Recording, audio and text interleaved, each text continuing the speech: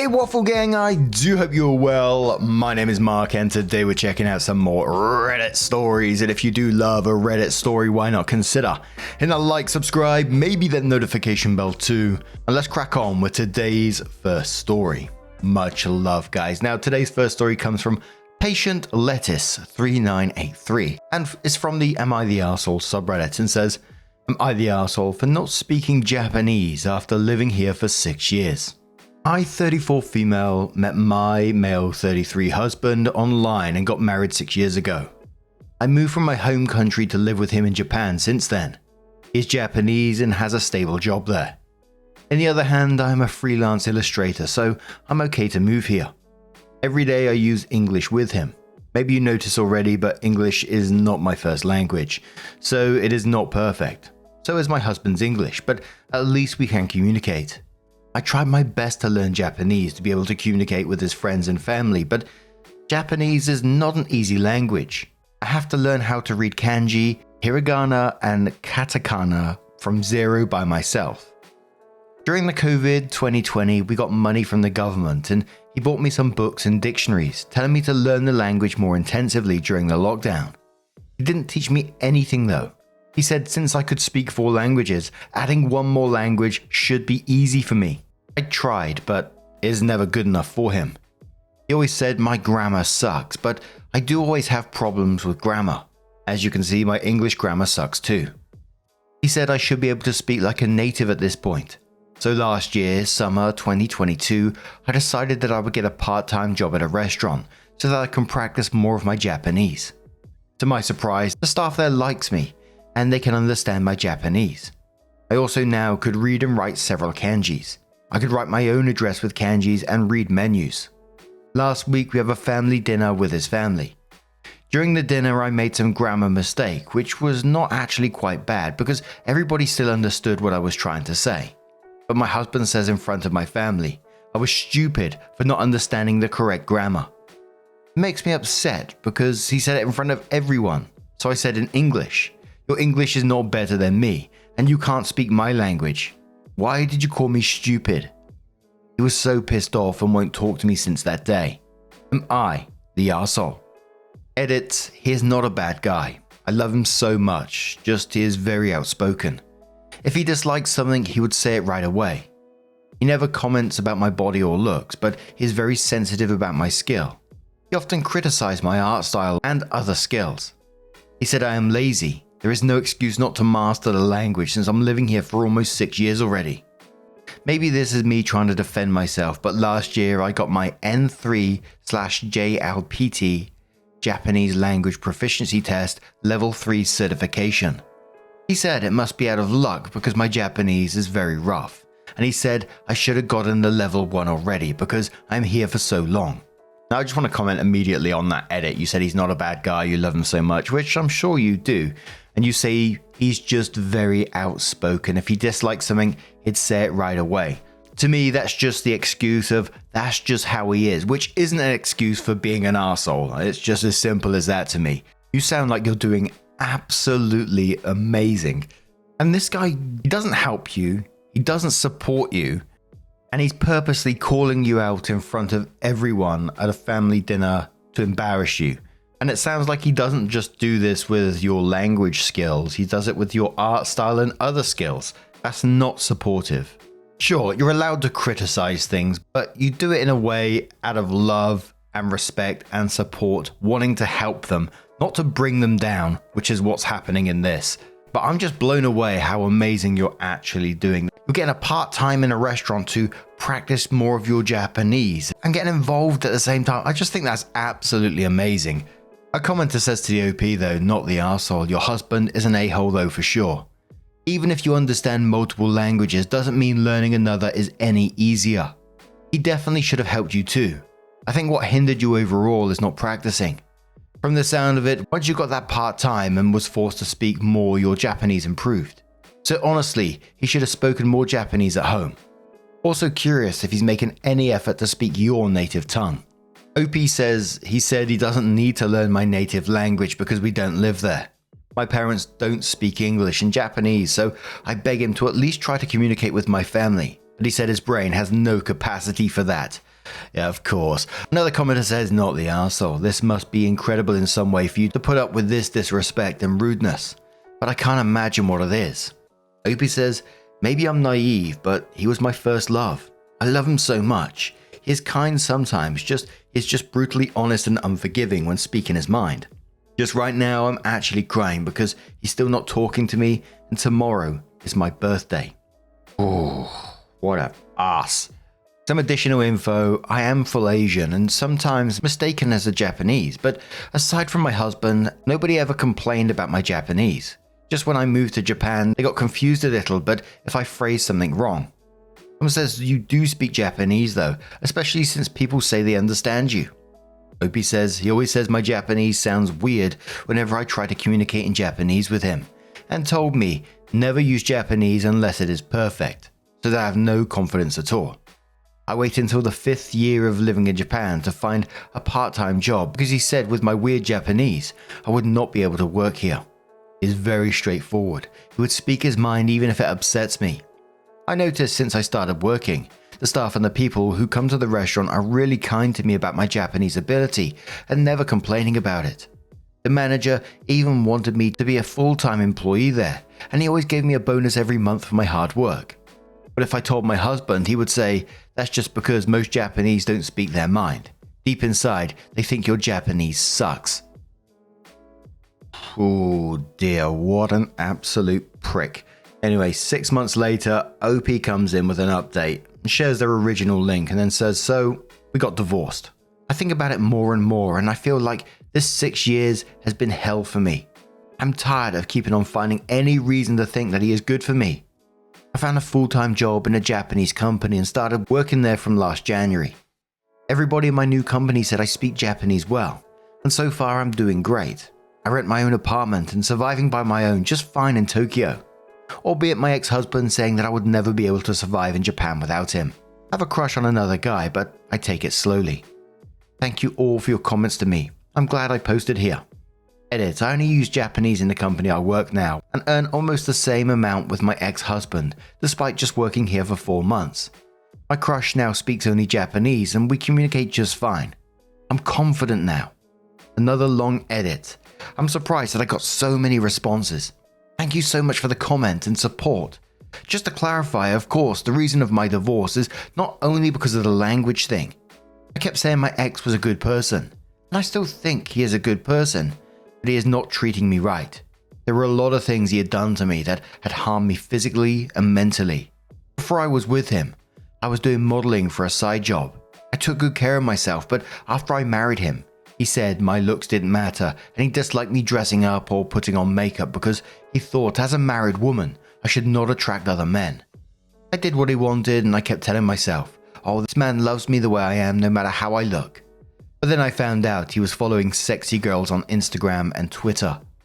He never chatted to them, so I let it slide, but I kept thinking about it. Especially since he never said anything positive about my looks. Basically, he never said anything positive about my effort except for my cooking. I started to feel unconfident. I got depressed and had to take antidepressants. Then I gained 20 kilos in 6 years. When I said he never said anything positive about my looks and effort, it didn't mean that he always said bad things about me. Just he seems to be indifferent about it. Now, after we got divorced, I don't have to take my antidepressants anymore, and I lost 15 kilos already. I'd started to talk to some guys until I met my crush right now. I was surprised because my crush now always said that I look good and nice. He noticed when I change my hairstyle or nails, saying I smell nice, and compliments me when I do good things at work. My crush works in the same company with me. The other people also said that I look super good now and I look so much happier. I want to show you pictures so you can see the difference between when I was single and married and when I became single again. But I know there is a chance some of you might recognize me, and then would recognize who my ex-husband, and it would cause a problem for him. Anyway, how I learned Japanese and other languages is by listening to some songs, movies, or other people. Then when I can't understand some word or phrase, I would find it in a dictionary based on how I hear it. Then I have to guess how it is written so I can find the word in the dictionary/translator. I prefer dictionary to translator though, because when I open the dictionary, I will see many other words other than the one I'm looking for, and I may remember those words I accidentally find too. After I find the word and understand what it means, I will try to make a sentence with that word and use it in real conversation. Now I can already read Japanese comic books and watch movies in the cinema without much difficulty. Once again, thank you for your support. Please wish me luck for my career and my life ahead. Also for my crush, I hope it ends well. I also wish all the best for you. May you learn something from my experience and may it be useful for you, or at least it could give you a good feeling when you read this update. Cheers. Someone asked OP what other languages they speak. They said English, Indonesian, Chinese, German, and Malay. And now Japanese and currently learning Spanish. Wow, that's incredible. Lucia Araya Rose, who compiled this, added this comment, and it was in Japanese but translated it and said, "Amazing, you did your best. Even though I've lived in Japan for a long time, I often make grammar mistakes. I think it's enough if it works. Good luck in your new life." And OP responds in Japanese and says, "Thank you very much. I want to see it reborn somehow. I've been really happy lately, so my mental health has improved." Then 5 months from the original post, OP comes in with an update and says, "So it has been a few months. The result of a Japanese language proficiency test I took has been announced. I passed a level 2 with only 2 mistakes. Highest is level 1 from 5 levels, and I passed a level 2, so I'm proud of myself. My crush confessed to me and we're dating now. He's Japanese who doesn't speak English at all, and he said my Japanese is perfectly fine. I met his parents and brothers last month during Obon holiday. He brought me to his home in a rural Japanese village. His family welcomes me. His family lives in a farm. They never went overseas at all and don't speak English, but they welcome me nicely. I'm a divorcee and 6 years older than my boyfriend, but they don't mind at all. The fact that I'm a foreigner also doesn't bother them. I just got a promotion at work this month, which is quite rare since I've been here just for 10 months. But they said I did my best, so I deserved it. I plan to move in with my boyfriend next winter. He treats me with nothing but respect. He always seems to be proud with anything that I did. He even said my Japanese accent is cute. He never scolds me in public like my ex. I told him, "Why are you so nice?" And he said it is just normal behavior to someone you care about. Which makes me realize how much of an arsehole my ex-husband was. About my ex-husband, he stalked my Instagram and found my post with my new boyfriend, and he threatened my boyfriend, but my boyfriend just blocked him. My ex's cousin, who is really close to me, told me that my ex posted his breakup text with his new girlfriend on Twitter and sent the screenshot to me. I read it and felt pity for whoever girl who's going to be with him next, because he will never change. I feel healthier, prettier, and definitely happier now than ever. I don't know what will become of my new relationship, but I learned a lot. I will never let anyone disrespect me and my effort. Last but not least, thank you for all the comments you leave to me. It definitely helped me to clear my mind. Cheers for you all.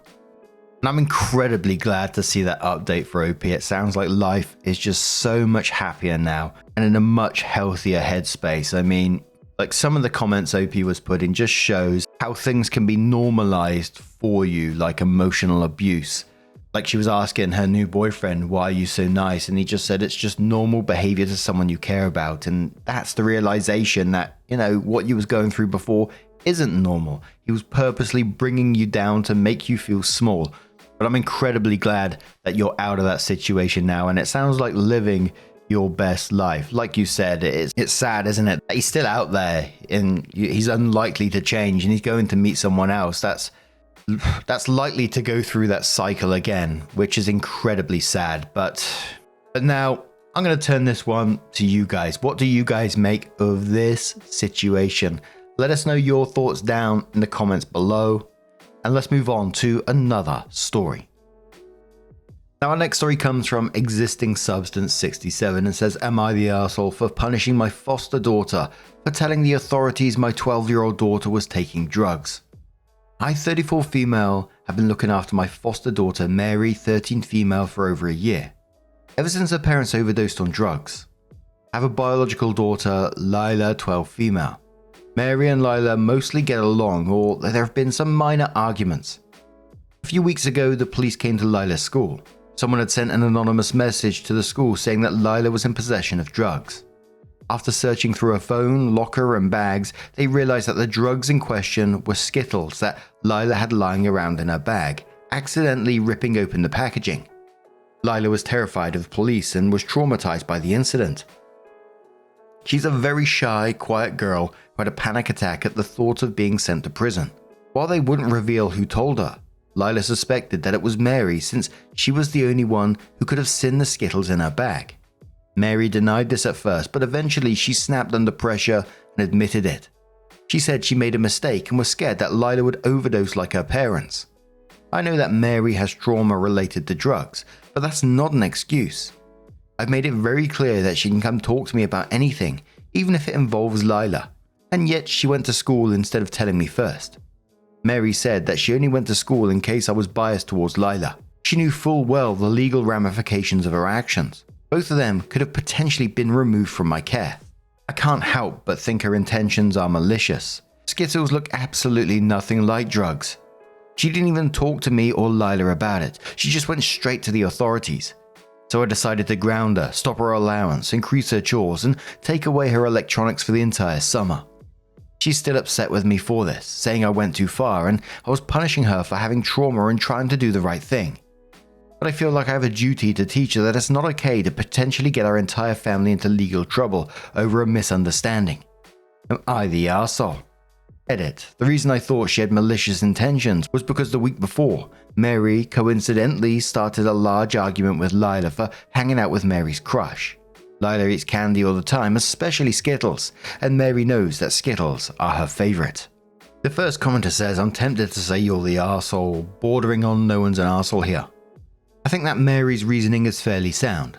She's a kid who's deeply traumatized by experiences in her own life with people using drugs, and it's very, very hard for a 13-year-old to conceptualize the repercussions for something like this.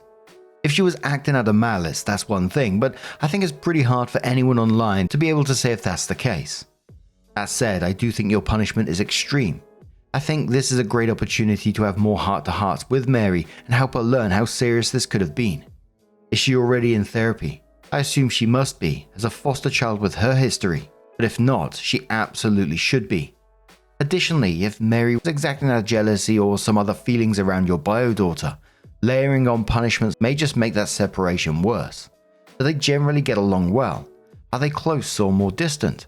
Mary is going through an immense amount of loss and change, and her feelings towards your daughter are likely very complicated, even if they're generally close and friends. I think it'd be reasonable to lighten up your punishments while also checking in with her more regularly and emphasizing the seriousness of the situation. Depending on the quality of your caseworkers, you may want to discuss with them as well. Neen Knit says, how exactly is a punishment going to actively teach her how to make better, informed choices? What precisely are you punishing her for? If she actually thought there were drugs, going to a most trusted adult is the right thing. If it's a teacher or you, that is up to her. If she was malicious, that is a different story. You need to be absolutely positive, which it is before any punishment. You need punishments that actually work are logical consequences, or punishments that you can sell as logically closely related and actually show them how behaving better is better and help them develop the skills to do so. Is she in therapy? Scrap all the punishments temporarily and make an appointment for the two of you to talk to the therapist about this. You're the arsehole.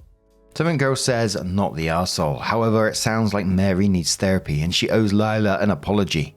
I think taking away her allowance and electronics is punishment enough, and maybe for only a month. A whole summer is too long. I will also say this, I don't know if Mary has been in foster care previously, but she may have decided to do this to make sure she's not sent away, which happens to foster kids all the time. You've been a good foster parent to her, so maybe once things have settled down, let her know you're glad she's staying with you as a part of your family. So Opie then comes in with her update and says, after receiving thousands upon thousands of comments, I would like to say that I realized my mistake. I wasn't taking into account the immense amount of trauma that Mary has gone through at such a young age and the effect it had on her actions. I had a tough but necessary conversation with both Lila and Mary. We had a heart-to-heart so that both girls could hear from each other's perspectives. What happened was, Mary found out that Lila had been hanging out with a boy that Lila knew was Mary's crush. This was also the 1-year anniversary of Mary's parents' overdose, and she confessed that her grief coupled with what she interpreted as Lila's betrayal influenced what happened the following week. Mary maintains that she'd mistaken the candy for drugs, but she owned up to the fact that she notified the teachers. Not only because she was concerned for Lila's safety, but because she believed that it wasn't fair for Lila to get away unpunished for having drugs after everything that happened to Mary's parents. I know I should have been angry at Mary, but seeing the response to my initial post has opened my eyes.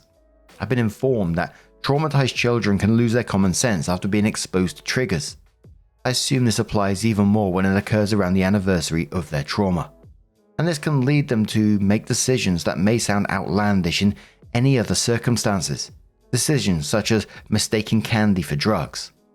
Mary has had bad experiences in foster homes before.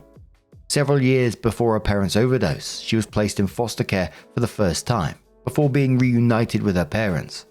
She was in 3 different foster families, and in all of them, her foster parents favored their biological children, and they punished Mary if she told them about their bio children misbehaving. She was terrified that I would do the same, which is why she didn't come to me first. Mary acted out of pain, and I acted out of frustration without even hearing her side of the story.